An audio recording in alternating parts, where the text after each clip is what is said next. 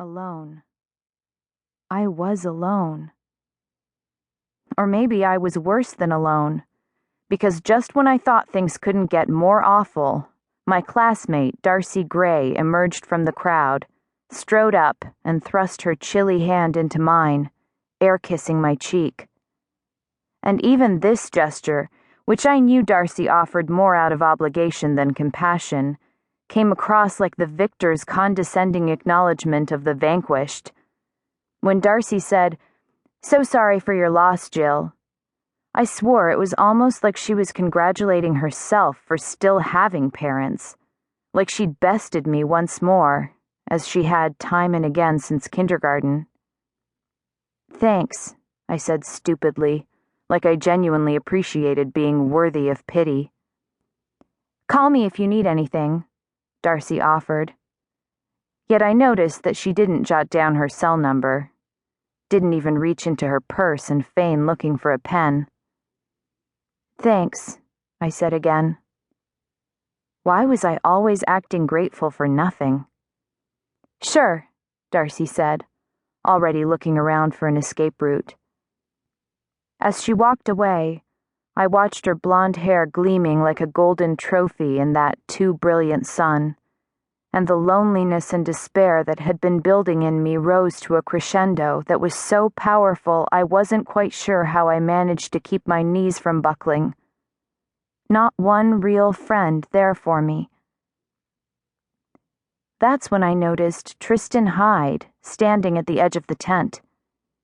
He wore a very adult, tailored overcoat, unbuttoned, and I could see that he had donned a tie, too, for this occasion. He had his hands buried in his pockets, a gesture that I first took as signaling discomfort, unease. I mean, what teenage guy wouldn't be uncomfortable at a funeral? And I hardly knew Tristen. It wasn't like we were friends. He'd certainly never met my father. Yet there he was, when almost nobody else had shown up for me. Why? Why had he come? When Tristen saw that I'd noticed him, he pulled his hands from his pockets, and I realized that he wasn't uneasy at all. In fact, as he walked toward me, I got the impression that he'd just been waiting, patiently, for his turn, for the right time to approach me. And what a time he picked. It couldn't have been more dead on. "It's going to be okay," he promised as he came up to me, reaching out to take my arm, like he realized that I was folding up inside, on the verge of breaking down. I looked up at him, mutely shaking my head in the negative.